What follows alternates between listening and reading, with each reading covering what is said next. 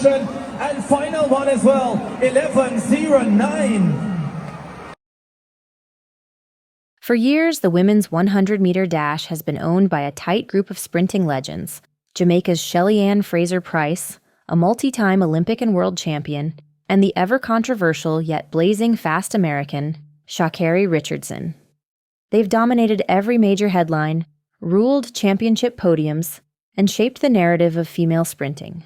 But then came the storm from the Caribbean, St. Lucia's own Julien Alfred, who changed everything with one race at the Paris Olympics. In a moment that stunned millions, Julien clocked a scorching 10.72 seconds in the final, leaving even seasoned champions in disbelief. It wasn't just a win, it was a power grab. The world watched as a new face claimed the throne, and it seemed like a changing of the guard was official. But in the shadows of that Olympic triumph, another name was steadily rising. Quiet, calculated, and relentless. Jamaica's Tia Clayton had been sharpening her edge, waiting patiently while the spotlight beamed elsewhere. And now the sprinting world is realizing that maybe, just maybe, they crowned the wrong queen too soon. While Julien Alfred enjoyed her breakout fame, Tia Clayton was moving like a ghost in the background, quiet, deadly, and gaining ground with every race. She wasn't just another name in the pool of up-and-coming sprinters. She was a ticking time bomb, with Olympic ambition and a work ethic that rivaled the greats. Season after season, Tia kept dropping her times, cutting milliseconds like a surgeon with a scalpel. Her 10.86 at the Jamaican Olympic trials turned heads, but it was her mind-blowing 10.83 in Poland that forced people to sit up and take notice. And she did it without the buzz, without the drama, just pure grit and execution.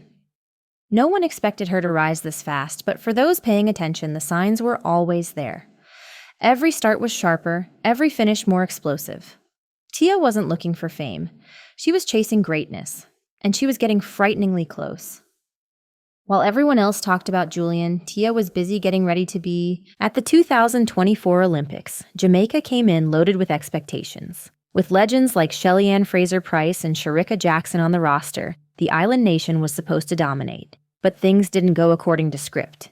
Injuries, poor execution, and sheer bad luck derailed the Jamaican dream, and suddenly, the nation's sprint icons were out of the picture. It felt like a national heartbreak, until one name surfaced through the disappointment: Tia Clayton. Just 19, she stepped into the 100-meter finals alone, carrying the flag for an entire country on her young shoulders. And though she placed 7th, her mere presence was revolutionary. In a sea of global veterans, Tia stood her ground and reminded the world that Jamaica doesn't rebuild. It reloads. Her performance wasn't just about the finish line. It was a signal to every track fan worldwide.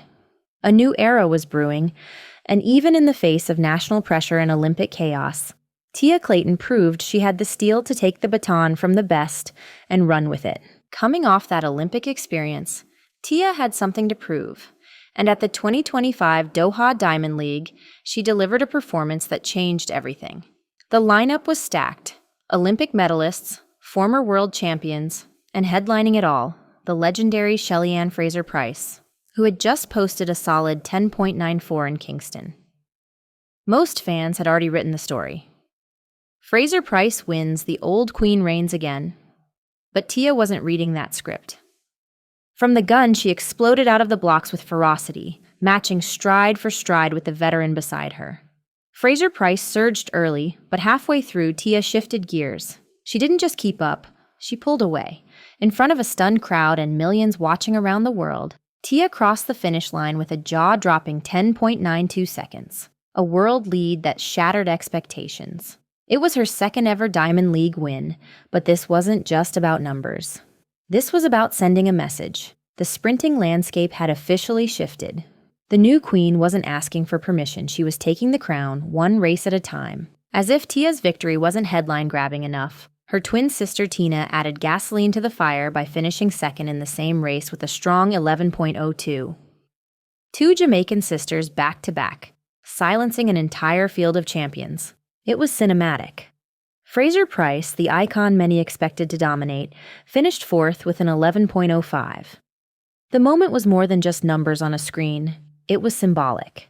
The Clayton twins had arrived not just as individual threats, but as a potential dynasty. Fans who once debated Jamaica's future post Fraser Price and Jackson suddenly had their answer. The next generation wasn't years away. It was already torching the tracks. And the fact that the top two finishers shared DNA only made the narrative more powerful. With synchronized dominance, the Clayton sisters turned a single race into a statement. Jamaica's sprinting legacy isn't fading. It's evolving. And for the first time, the global stage might need to make room for not one, but two Claytons. Now, with Julien Alfred still holding Olympic gold and Tia Clayton owning the world-leading time, the track world is buzzing with one burning question. Who's really number one? Alfred has yet to open her 2025 100-meter campaign, and her silence is deafening. Meanwhile, Tia is already racking up wins, breaking barriers, and owning the spotlight. The rivalry writes itself. The reigning Olympic champion versus the world leader. The headline, Darling versus the Rising Storm. Their eventual face-off at the World Championships in Tokyo isn't just anticipated, it's inevitable. And make no mistake, this isn't just a race for a medal. It's a battle for the crown, the glory, and sprinting immortality. Fans are split, pundits are guessing, but one thing's clear. This isn't going to be friendly. It's the collision of two worlds. Julien's calm dominance versus Tia's relentless hunger. And when they finally meet on that starting line, the fireworks will be blinding. Since her explosive win in Doha, Tia Clayton has been at the center of a media frenzy. News outlets are calling her the future of sprinting. Fans are flooding comment sections with praise, and sponsorships are already knocking. Her rise has been rapid, but the spotlight is now searing. The pressure to stay consistent, to keep winning, to carry Jamaica's expectations, it's all building.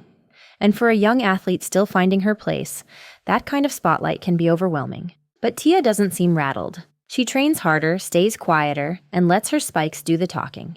Analysts are now projecting her as a medal favorite in Tokyo, and many are calling the World Championships her moment of coronation.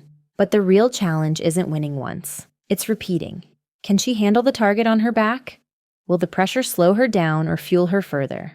The answers are coming, and every fan is locked in.